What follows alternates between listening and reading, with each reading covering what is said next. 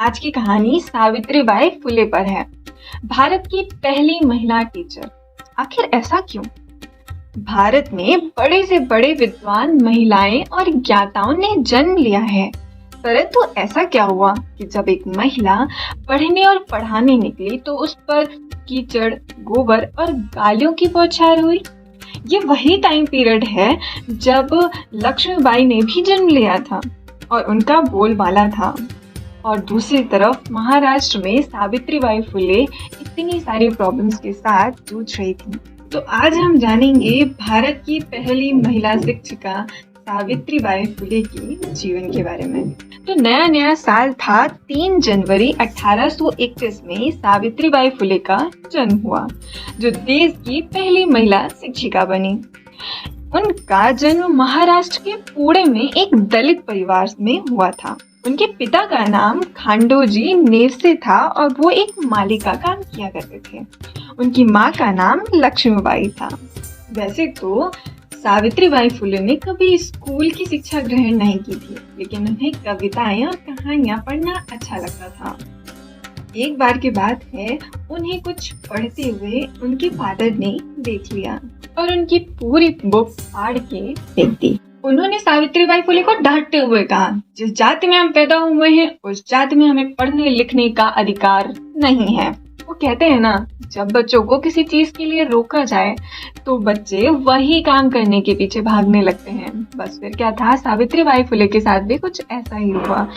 उन्हें खूब पढ़ना था और उनके दिल में शिक्षा को लेकर जो आग लगी थी वो और भी ज्यादा बढ़ चुकी थी।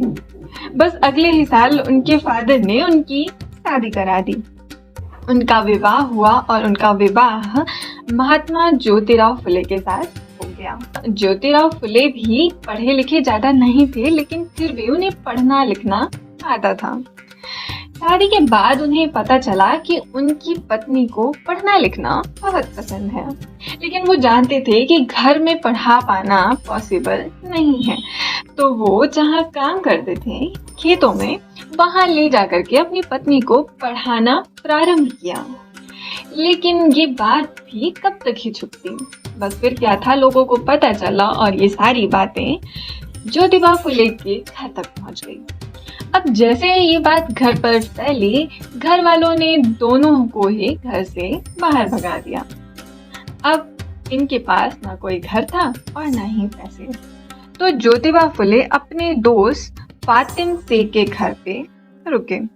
फातिम शेख की एक बहन थी उस्ताद शेख, जो कि सावित्रीबाई फुले की अच्छी दोस्त थी और वो भी पढ़ना चाहती थी। तो दोनों ने एक साथ अपनी पढ़ाई पूरी की और उसके बाद जब सावित्रीबाई फुले 17 साल की थी तो उन्होंने लड़कियों के लिए एक स्कूल खोलना चाहा। 17 साल की उम्र में, आज के दौर में वो उम्र होती है जब 12वीं तक ही पहुंचते हैं, लेकिन उस उम्र में वो एक शिक्षिका बनना चाहती थी। वो दूसरी लड़कियों का भविष्य भी सुधारना चाहती थी। अब सबसे बड़ी समस्या ये थी कि स्कूल कहाँ खोलें।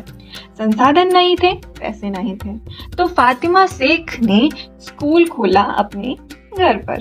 पहला स्कूल 1848 में खुला और देखते ही देखते 4 सालों के अंदर उन्होंने 3 स्कूल और खोल लिए। लेकिन ये सब इतना आसान नहीं था। पहला स्कूल खुला 1848 में। उनके स्कूल में 150 लड़कियां पढ़ रही थीं।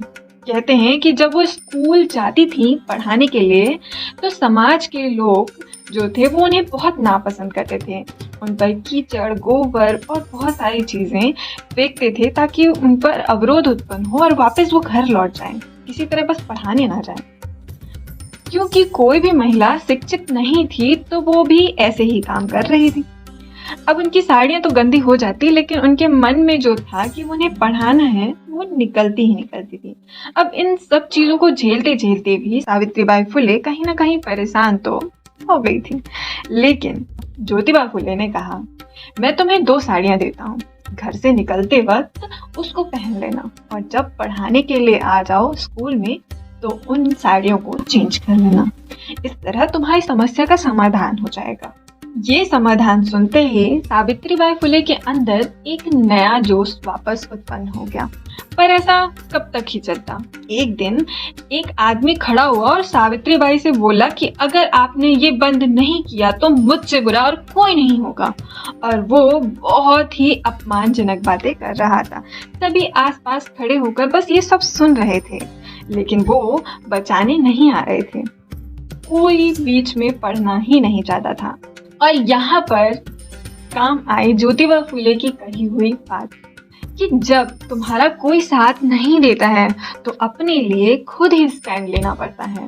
तो आज सावित्रीबाई फुले ने सभी के सामने उस आदमी को बहुत तेज से डांट दिया। उस दिन के बाद से लोगों ने उन पर कीचड़ और सड़े हुए टमाटर फेंकना तो बंद कर दिया। उन्हें सुगनाबाई नाम की एक महिला से भी काफी सहयोग मिला और शिक्षा आंदोलन में सुगनाबाई ने भी उनका साथ दिया और लड़कियों की शिक्षा के लिए उन्होंने पूरे देश में एक अलग आवाज उठाई। 18वीं सदी ऐसी सदी थी, उस समय भारत में काफी कुरीतियां फैली थी। ऐसी कुरीतियां थी कि अगर कोई महिला विधवा हो जाती है तो उसके बाल काट दिए जाते हैं, उसे अलग रहना पड़ता था, समाज उसके साथ बलात्कार करता था। इस तरह लोगों ने समाज से उन्हें बेदखल कर दिया। लेकिन दूसरी तरफ द्वंद्व ये था कि ऐसी महिलाओं का यौन शोषण भी होता था और जब वो गर्भवती हो जाती तो अपनी इज्जत बचाने के लिए उनके पास आत्महत्या करने के अलावा और कोई चारा नहीं था। सावित्रीबाई फुले ने महिला शिक्षा के लिए काम तो किया, लेकिन उन्होंने ऐसी कुरीतियों को मिटाने की भी पूरी कोशिश की, चाहे वो यौन शोषण हो, सती प्रथा हो, बाल विवाह हो या फिर विधवा विवाह हो। ऐसी कई कुरीतियां थी जिन्हें खत्म करने के लिए सावित्रीबाई फुले ने काम किया। जिस समाज में उन्हें ताना मारा गया, रहने नहीं दिया गया, उस समाज की महिलाओं को बचाने के लिए वो हमेशा कार्यरत। उनका संपूर्ण जीवन सिर्फ और सिर्फ समाज कार्य में ही लगा रहा। उनका स्वयं का कोई पुत्र नहीं था। एक बार की बात है, एक विधवा महिला प्रेग्नेंट हो गई थी। उस महिला ने अपनी जान लेने की कोशिश की, जिसे सावित्रीबाई फुले ने बचाया। उस महिला से होने वाला बच्चा उन्होंने गोद लिया और वो पुत्र दत्तक पुत्र कहलाया। उसकी शिक्षा और सभी व्यवस्था सावित्रीबाई फुले ने स्वयं करी अपने पुत्र के समान।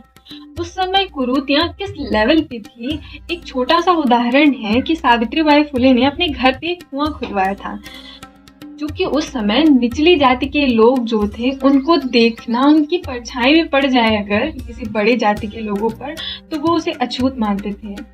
उन्होंने कुआं इसलिए खुदवाया था कि कोई भी जाति का व्यक्ति अगर प्यासा है या किसी भी समस्या से ग्रसित है तो वो पानी पी सकता है।